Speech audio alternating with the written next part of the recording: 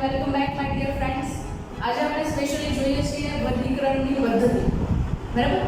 હવે આગળના લેક્ચર્સ છે એમને થોડા રિકેપ કરીએ તો એની અંદર તમે જોયું હતું કે દ્વિનામી નામકરણ પદ્ધતિ. ઓકે, એની પહેલા પણ આપણે બાયોડાયવર્સિટી એટલે કે જે વિવિધતા છે એના માટે વાત કરી.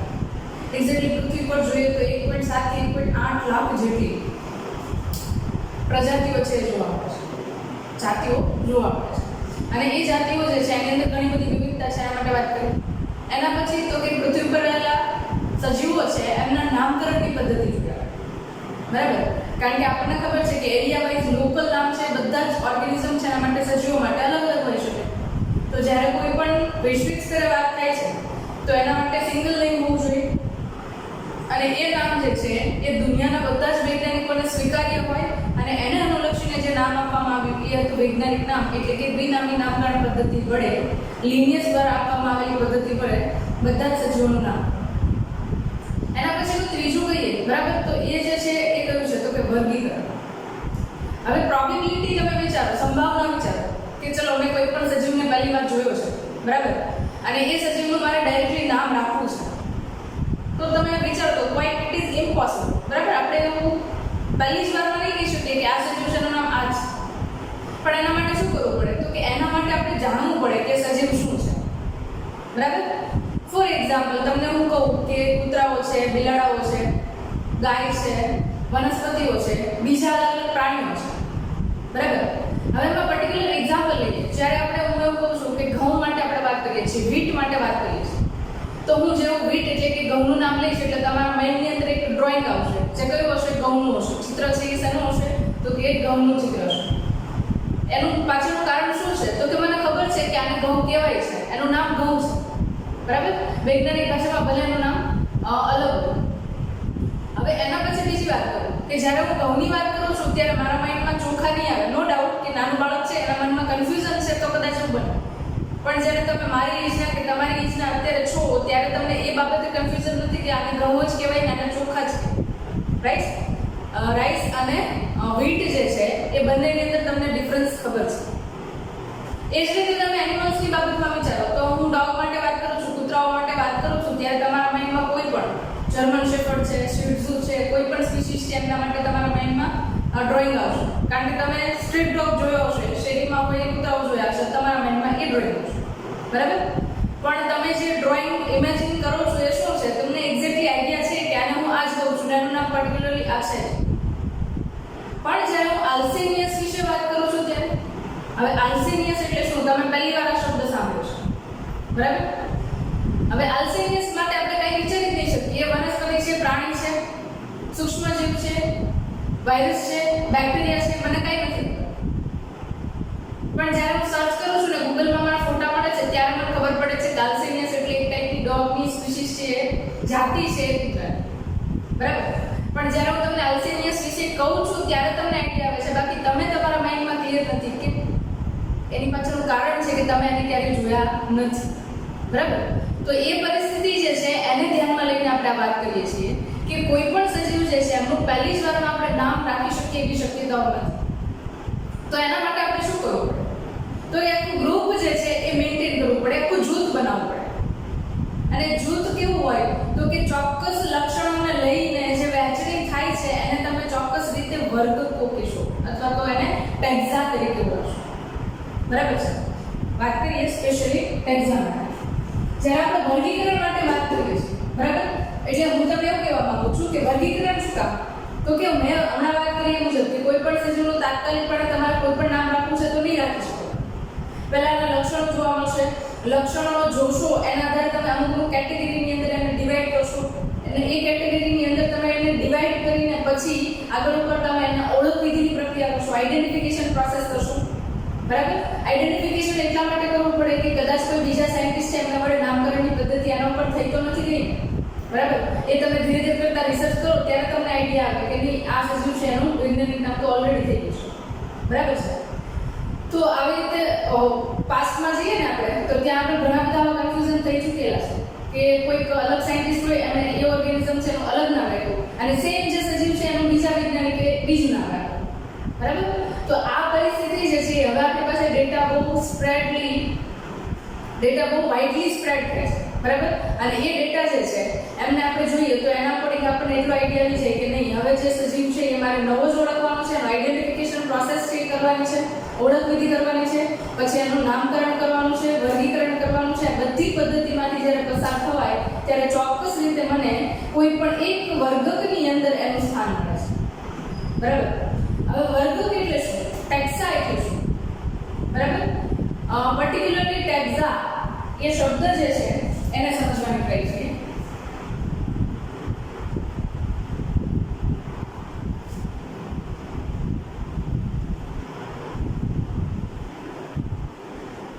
ઓકે, વર્ગકો એટલે બહુવચન થયું અને વર્ગક એટલે અહીંયા કહીશું ટેક્ઝોન. આ એક વચન છે, યાદ રાખજો. આનો વચ્ચેનો ભેદ પણ હમણાં આપણે પારખીએ છીએ. બરાબર. ઓકે, ફર્સ્ટ ઓફ ઓલ વાત કરો આપણે વર્ગકો છે એમના માટે વાત કરો, ટેક્સા જે છે એમના માટે વાત કરો. હવે ટેક્સા જે છે એ શું છે? તો કે હું એમ કહું છું કે મારી પાસે ગ્રુપ છે જેની અંદર અલગ અલગ પ્રકારની ડોગની સ્પીસીસ છે, કૂતરાની જાતિઓ છે. એવી જ રીતે બિલાડી જે છે એમનું એક જૂથ છે જેની અંદર બિલાડીની અલગ અલગ સ્પીસીસ છે, જાતિ આવેલી છે. એવી જ રીતે વનસ્પતિ છે તો એનું મારી પાસે ગ્રુપ છે જેની આખી એક મારી પાસે જાતિની ગ્રુપ છે. મતલબ કે અહીંયા આગળ કેટેગરી આપી. જો એને પ્રાણી તરીકે કહું છું તો શું થયું? એનો એક ટેક્સા છે એવું કહી શકું, જેની અંદર અલગ અલગ પ્રકારના પ્રાણીઓનો સમાવેશ થાય છે. એવી જ રીતે હું જ્યારે વનસ્પતિઓ કહું છું ત્યારે એ પણ એક અલગથી ટેક્સા છે. બરાબર, જેની અંદર અલગ અલગ પ્રકારની વનસ્પતિનો સમાવેશ થાય છે. એવી રીતે હું સસ્તન માટે વાત કરું છું. બરાબર, પર્ટિક્યુલરલી આપણે સસ્તન વિશે ભણી ગયા હોય તો માઇન્ડમાં આઈડિયા આવી જાય તરત કે સસ્તન એટલે જેમને બહારની બાજુએ કર્ણપલ્લવ હોય. બરાબર. બીજી વસ્તુ એમની અંદર એક્સટર્નલ ઇયર એટલે કે કર્ણપલ્લવ. બીજી વસ્તુ એમના શરીર ઉપર વાળનું આવરણ. સસ્તન પ્રાણીઓ છે તેમની અંદર સ્તનગ્રંથિ હાજર હશે, નર હશે તો અવિકસિત અને માદા હશે તો વિકસિત. આટલા લક્ષણો છે એ સસ્તન તરીકે આપણને કોઈ પણ સજીવની અંદર આવશે. મેમલ્સ હોય એટલે એ એક પ્રકારનો શું થઈ ગયો? તો કે એ એક પ્રકારનો વર્ગક થઈ ગયો, ટેક્સા થઈ ગયો. બરાબર, અથવા તો ટેક્સોન થઈ ગયો, જેના કારણે હું એવું કહી શકું કે સસ્તન પ્રાણીઓ જે છે એ બધા આજે સસ્તન ટેક્સા છે એની અંદર સમાવેશ કરવામાં આવે છે. એટલે પર્ટિક્યુલરલી તમે કક્ષાઓ જે છે એ જુઓ છો. બરાબર, ફોર એક્ઝામ્પલ હું એવું કહું કે સૃષ્ટિ કિંગડમ. બરાબર, તો એનિમલ કિંગડમ કહું છું તો એક પ્રકારનો ટેક્સા થયો. એવી જ રીતે હું બીજું કહું કે અહીંયા આગળ સસ્તન વર્ગ ક્લાસ મેમલ્સ તો એ પણ એક પ્રકારનો ટેક્સા થયો. તો અહીંયા આગળ તમે જુઓ તો એવી કેટેગરી આપી દીધી આપણને કે કોઈ પણ જૂથ છે એમને તમારે વૈજ્ઞાનિક ભાષાની અંદર દર્શાવવું છે તો તમે એને ટેક્સા કહી શકો છો. એટલે આ ટેક્સા માટે હું એવું લખી શકું કે ચોક્કસ લક્ષણોને આધારે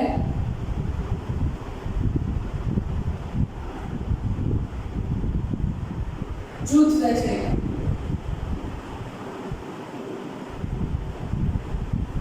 ચોક્કસ લક્ષણોને આધારે કરવામાં આવતી જૂથ વહેંચણી જે છે એને હું એક ટેક્સા કહીશ. બરાબર, તો હું જ્યારે વનસ્પતિની અંદર એકાંગી વનસ્પતિ કહું તો એનો મતલબ કે એની અંદર બધી જ એવી વનસ્પતિ આવશે. દ્વિઅંગી વનસ્પતિ કહું તો એની અંદર બધી બ્રાયોફાઇટ્સ વનસ્પતિ એટલે કે બે અંગો ધરાવતી એવા પ્રકારની વનસ્પતિ આવશે. ત્રિઅંગી કહું તો એની અંદર ટેરિડોફાઇટ્સ એની અંદર ત્રિઅંગી વનસ્પતિઓ આવશે બધી. રાઈટ, તો આ પ્લાન્ટ્સ છે, એનિમલ્સ છે, આ બધા છે એમને ચોક્કસ વહેંચણી કરી છે. હવે એનિમલ કહું છું તો એની અંદર શું થયું? તો કે એનિમલનો મતલબ એવો થયો કે એમની અંદર હલનચલન કરવાની કેપેસિટી છે, એમના કોષની અંદર કોષ દિવાલ હાજર હોતી નથી, એમની અંદર હરિતક્રમ હોતું નથી, એ ખોરાક માટે બીજા ઉપર આધાર રાખે છે. હવે પ્રાઇમરી બેઝ ઉપર આપણે ચોક્કસ આટલા લક્ષણો જોઈએ કે આપણને આઈડિયા આવી જાય કે આને હું પ્રાણી ટેક્સાની અંદર મૂકું, વર્ગકની અંદર મૂકું કે વનસ્પતિ વર્ગકની અંદર મૂકું. એટલે પહેલું તમારું ક્લાસિફિકેશન માટેનો પોઈન્ટ મળી ગયો. બીજી વસ્તુ, હવે તમે શું કરો છો? મને ખબર પડી ગઈ કે આ પ્રાણી તરીકેના લક્ષણો ધરાવે છે. એઝ અ એનિમલ એની પાસે કેરેક્ટર્સ છે. હવે મારે શું કરવાનું છે? તો કે એની અંદર જેટલા પણ ટેક્સાની અંદર ડિવાઈડ કરીએ છીએ, આપણે વિભાજિત કરીએ છીએ, વર્ગકોની અંદર વિભાજિત કરીએ છીએ, એ વર્ગકો છે એને મારે શોધવાના છે. એટલે મારી પાસે વર્ગક તરીકે તો કે સછિદ્ર પહેલા પ્રોટોઝોઆસ લઈએ. બરાબર, પ્રોટિસ્ટા, મેટાઝોઆ, યુમેટાઝોઆ, આવી રીતે બધા વર્ગીકરણના ટેક્સા છે એની અંદર હું લક્ષણોની સામ્યતા જોઉં છું. એ લક્ષણોની સામ્યતા જોતા છેલ્લે હું પહોંચું છું સસ્તન પ્રાણીઓ સુધી. એટલે કે ત્યાં સુધીના ઉપરના જેટલા ટેક્સા આવ્યા એની અંદર મને કોઈ સમાનતા મળતી નથી. બરાબર, તો એ ટેક્સાના અંતે હું સસ્તન પ્રાણી સુધી પહોંચું છું ત્યાં મને એની સમાનતા મળે છે, જેના આધારે હું એવું કહી શકું કે આ પ્રાણી જે છે એ સસ્તન વર્ગનું પ્રાણી છે. બરાબર છે.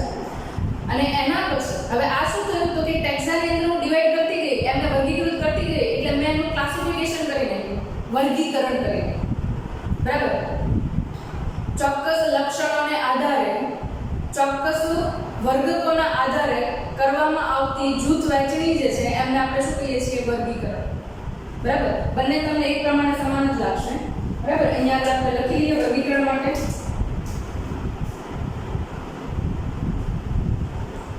ચોક્કસ વર્ગકોમાં કરવામાં આવતી જૂથ વહેંચણી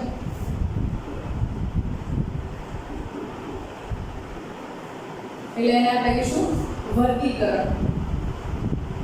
ઇંગ્લિશમાં એને કહેવાય છે ક્લાસિફિકેશન. બરાબર. અને ઇંગ્લિશમાં આપણે કહીશું ક્લાસિફિકેશન. હવે અત્યારે તમે જો ને તો વર્ગીકરણ વિદ્યા જે છે ને એ અત્યારે સ્ટુડન્ટ્સ છે એની અંદર પીએચડી કરતા હોય. બરાબર. ડોક્ટર ઓફ ફિલોસોફી પીએચડી ની ડિગ્રી પણ ક્લાસિફિકેશન ની અંદર મેળવે છે. તો એનો મતલબ એવો કે વર્ગીકરણ વિદ્યા છે એટલે કે ટેક્સોનોમી એટલે કે ક્લાસિફિકેશન જે છે એ હવે એક આખી નવી બ્રાન્ચ થઈ ગઈ છે વિજ્ઞાનની અંદર, એક નવી શાખા થઈ ગઈ છે. બરાબર. એટલે એની અંદર તમે વિચારી શકો કે કેટલા વધારે પ્રમાણની અંદર માહિતી છે એનો સંચય કરવામાં આવે છે અને સજીવોને લઈને કેટલા લક્ષણો છે એમને સમજવાની ટ્રાય કરવામાં આવે છે. રાઈટ. તો અહીંયા આગળ વર્ગીકરણનો અભ્યાસ કરતી શાખા એટલે એને આપણે કહીશું વર્ગીકરણ વિદ્યા. વર્ગીકરણનો અભ્યાસ કરતી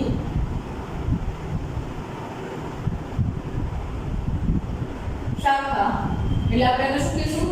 એટલે આપણે એને કહીશું ટેક્સોનોમી એટલે કે વર્ગીકરણ વિદ્યા.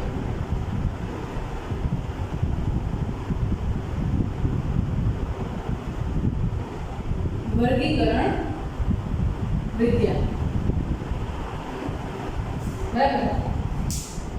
હવે આપણને એક્ઝેક્ટલી આઈડિયા આવી ગયો કે મને હવે કોઈ એવું કહે કે આ ચોખા છે એને હું એક વર્ગ કહી શકું? હા, કહી શકાય. કારણ કે ચોખા જે છે એક વર્ગનું નામ છે જેની અંદર અલગ અલગ પ્રકારની જાતિઓનો સમાવેશ થઈ શકે. કૂતરા જે છે એને હું એક વર્ગ કહી શકું? હા, કહી શકાય. કારણ કે એની અંદર પણ ઘણી બધી કૂતરાની જાતિઓ છે એનો સમાવેશ થાય છે. અને કૂતરા જે સસ્તન વર્ગની અંદર સમાવવામાં આવે છે તો સસ્તન વર્ગ મને નથી ખબર ત્યારે હું સસ્તન જે છે એને પણ એક વર્ગ એટલે કે ટેક્સોન તરીકે ઓળખાવી શકું. એટલે જ્યારે આપણે વર્ગીકરણ કરીએ છીએ ત્યારે અલગ અલગ પ્રોસેસની અંદરથી પસાર થવાનું છે. સૌથી પહેલા શું? તો કે સૌથી પહેલા કેરેક્ટરાઇઝેશન એટલે કે લક્ષણીકરણ. જ્યારે હું કોઈ પણ સજીવ છે એમના માટે વર્ગીકરણની વાત કરું છું ત્યારે વર્ગીકરણને લઈને મારી પાસે કેટલાક ચોક્કસ પાસાઓ અને એ પાસાઓના આધારે મારે વર્ગીકરણ કરવાનું હોય છે. બરાબર છે. તો સૌથી પહેલા હું શું કહીશ? તો કે સૌથી પહેલા હું કહીશ લક્ષણીકરણ.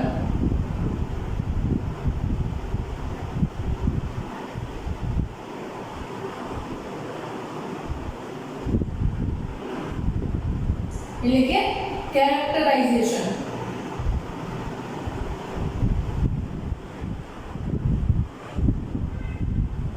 લક્ષણીકરણ, કેરેક્ટરાઇઝેશન. હવે આ પર્ટિક્યુલર શું છે? તો કે આ શબ્દ જે છે ને એના આધારે આપણે એવું સમજીએ છીએ કે સજીવની અંદર કયા કયા લક્ષણો છે અને સજીવની અંદર રહેલા લક્ષણો જે છે એમના આધારે આપણે એમની અલગ અલગ લાક્ષણિકતા લઈશું. એક્ઝામ્પલ એક સાથે લઈએ. ફોર એક્ઝામ્પલ ડોગ જે છે એના માટે મને ખબર નથી કે એનું વર્ગીકરણમાં સ્થાન ક્યાં આવે છે અને ડોગ છે એ પણ નથી ખબર છે. તો એની અંદર સૌથી પહેલા તો હું એનિમલને જોઈશ એટલે શું વિચારીશ? તો કે આ એનિમલ છે, બે આંખ છે, નાક છે, શરીર ઉપર રૂવાટીનું આવરણ છે, સાથે સાથે આની અંદર સ્તન ગ્રંથિ જોવા મળે છે, ચાર ઉપાંગો એટલે કે ચાર પગ છે એ જોવા મળે છે. બરાબર. તો એના આધારે હું શું કરીશ? તો કે એનું લક્ષણીકરણ કેવું કહેવાય કે બધા જ લક્ષણો છે એને મેં જોયા. એના પછી હું એને આઈડેન્ટિફિકેશનની પ્રોસેસમાંથી પસાર કરીશ. ઓળખ વિધિ. બરાબર. જેને આપણે કહીશું ઓળખ વિધિ. આઈડેન્ટિફિકેશન.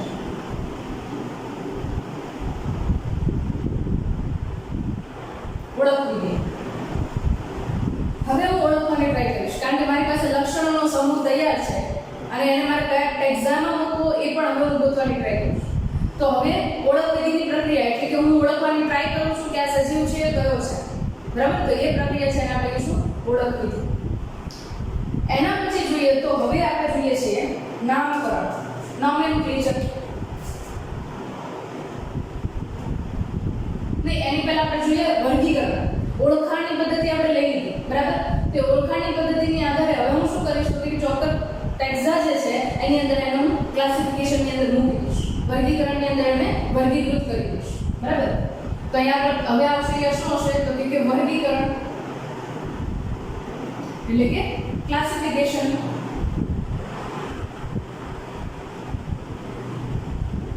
બરાબર, ઓકે. ક્લાસિફિકેશન થઈ જાય ને ત્યારબાદ કોઈ પણ સજીવ જે છે એનું નામકરણની પદ્ધતિ આવે છે એટલે કે એનું નામ આપવામાં આવે છે,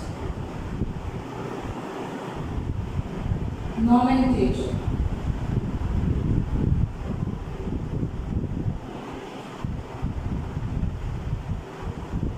બરાબર. હવે તમે જો આપણે જે ટોપિક ટેક્સ્ટ બુક વાઇઝ જોવાની ટ્રાય કરીએ એની અંદર શું હતું, સૌથી પહેલા આપણે નામકરણ, બરાબર. એના પછી તો કે એના પછી આપણે વર્ગીકરણ કરાય, એના પછી તો કે ઓળખ વિધિ કરાય અને એના પછી લક્ષણીકરણ, બરાબર. તો આપણે ધીરે ધીરે કરતા ટોપિકની અંદર ડિટેલની અંદર ડિસ્કશન થઈ ગયું. એક વસ્તુ યાદ રાખજો કે મોટા ભાગે આપણે કોઈ પણ સજીવ છે પહેલી વાર જ્યારે ફિલ્ડમાંથી લાવીએ છીએ કે જે સ્થાન પર છે ત્યાંથી લાવીએ છીએ ત્યારે એ સજીવ છે એનું પહેલા આપણે લક્ષણીકરણ કરશું, કેરેક્ટરાઇઝેશન કરશું કે કયા વર્ગની અંદર હું મૂકીશ.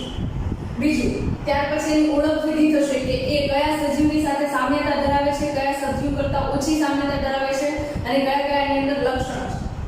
એ લક્ષણો મને મળી જાય એના પછી હું એનું વર્ગીકરણ કરીશ, ક્લાસિફિકેશન કરીશ. કૂતરો છે તો એને સસ્તન પ્રાણીમાં મૂકવું જોઈએ એની જેવા લક્ષણો ધરાવે છે, બરાબર. અને એના પછી હું છેલ્લે એનું નામ આપીશ. એ પહેલા હું નામકરણની પદ્ધતિમાંથી પસાર થઈ. તો આ વસ્તુ ક્લિયર હોવી જોઈએ આપણા માઇન્ડની અંદર જ્યારે આપણે સાયન્ટિફિક નેમ આપવા માટે જઈ રહ્યા છીએ ત્યારે, બરાબર. એટલે 4 સ્ટેપની પદ્ધતિ છે એના આધારે આપણે કોઈ પણ સજીવ છે એનું વર્ગીકરણ કરતા હોઈએ છીએ, નામકરણ કરતા હોઈએ છીએ અને ઓળખ વિધિ અને લક્ષણીકરણ જે છે એ બંને નામકરણ અને વર્ગીકરણ માટેના ચોક્કસ પાસાઓ છે, બરાબર. ઓકે. હવે અત્યારે જોઈએ ને તો મોડર્ન ટેક્સોનોમી એટલે કે આધુનિક વર્ગીકરણની બહુ વાત ચાલે છે. આધુનિક વર્ગીકરણ,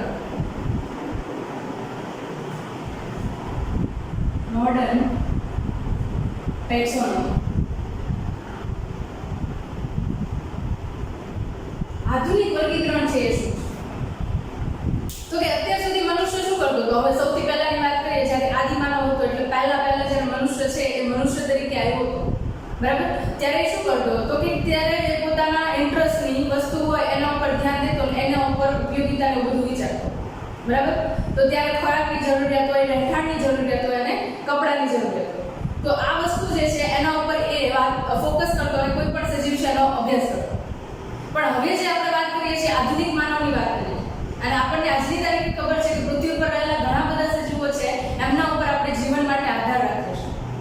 તો એ પરિસ્થિતિની અંદર શું છે તો કે એ પરિસ્થિતિની અંદર અત્યારે આધુનિક વર્ગીકરણ થાય છે જેની અંદર આપણે પરિસ્થિતિકીય વિદ્યા એટલે કે શરૂઆતમાં શું કરીએ તો કે પહેલા આપણે સ્ટડી કરશું કોઈ પણ કોષ હોય તો એની સંરચનાનો અભ્યાસ કરશું, બરાબર. પોઈન્ટ્સ લખી લઈએ. પહેલા કોષની સંરચના,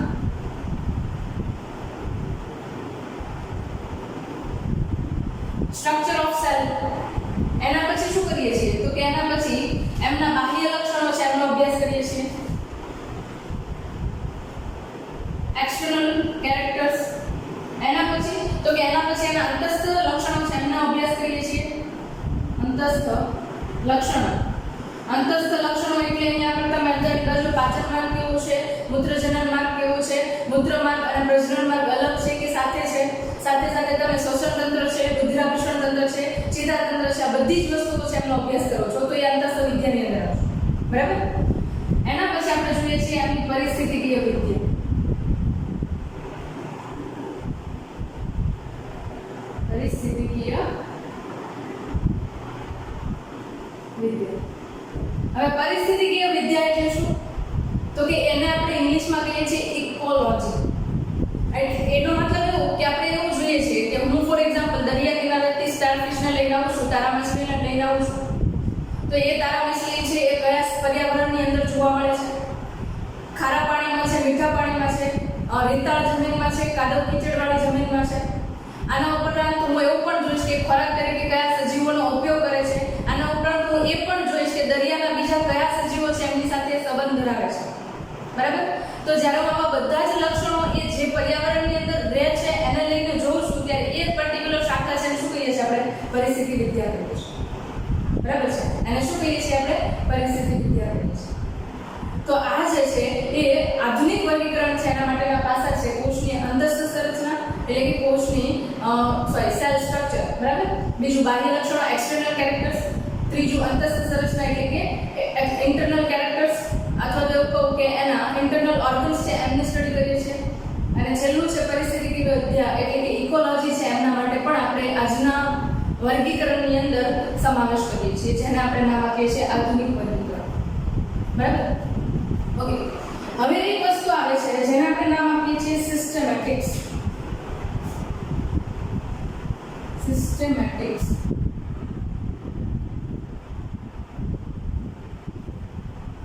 સિસ્ટેમેટિક્સ જે છે એક ચોક્કસ શબ્દ છે. પદ્ધતિસરનું વિજ્ઞાન અથવા તો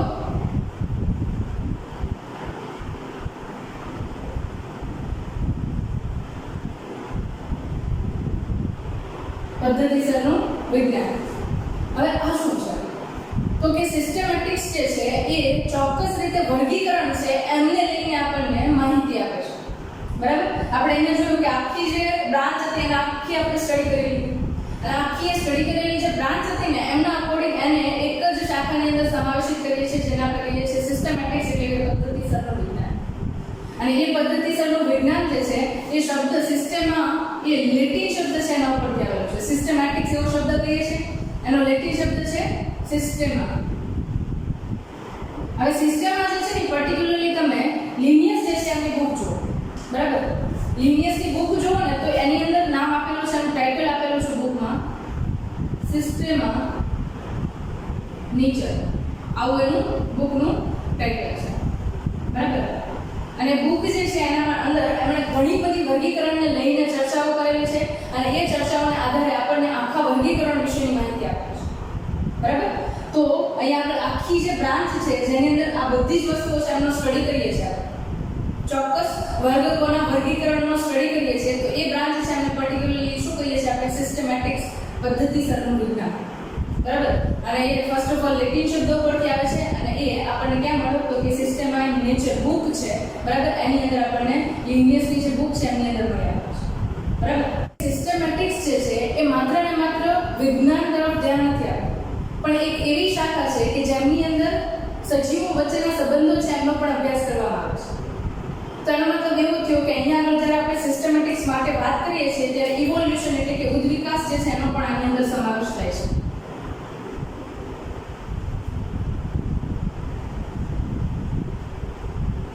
ઉદ્વિકાસને સાદી ભાષામાં કહું તો તમે લોકો સમજી શકો કે મનુષ્ય જે છે જ્યારે વાનરમાંથી મનુષ્ય બનવા તરફ જઈ રહ્યો હતો. બરાબર? હોમો સેપિયન્સ બનવા તરફ જઈ રહ્યો હતો ત્યારે એમની અંદર કેટલાક લક્ષણોને લઈને ફેરફાર આવતા અને એ લક્ષણોને લઈને જ્યારે ફેરફાર આવતા હતા તો એ લક્ષણોને ધ્યાનમાં લઈને તો આજની તારીખે પણ તમે જુઓ છો કે મનુષ્યના લક્ષણો છે એની અંદર ફેરફાર આવે છે. આપણા જે પૂર્વજો છે એની કરતાં જે હવેની જનરેશન આવે છે એની અંદર ઘણા બધા તમને ફેરફારો જોવા મળે છે. બરાબર? તો એ પદ્ધતિ જે છે એનો પણ સમાવેશ અહીંયા આગળ સિસ્ટેમેટિક્સ છે એની અંદર થાય છે.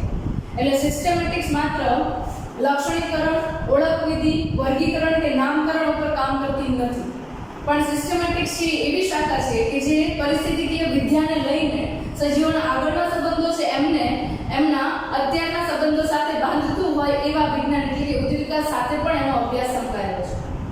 તો પર્ટિક્યુલરલી આ જે છે એ પદ્ધતિસરના વિજ્ઞાન માટેની માહિતી હતી. બરાબર? અને આ ટોપિક જે છે એની અંદર આપણે ઓલરેડી બધું લર્ન કરવાની ટ્રાય કરીશું. છતાં પણ જો ટોપિકને લઈને તમને કોઈ પણ ડાઉટ હોય તો તમે કમેન્ટ બોક્સની અંદર કમેન્ટ કરી શકો છો. હું ટ્રાય કરીશ કે તમારે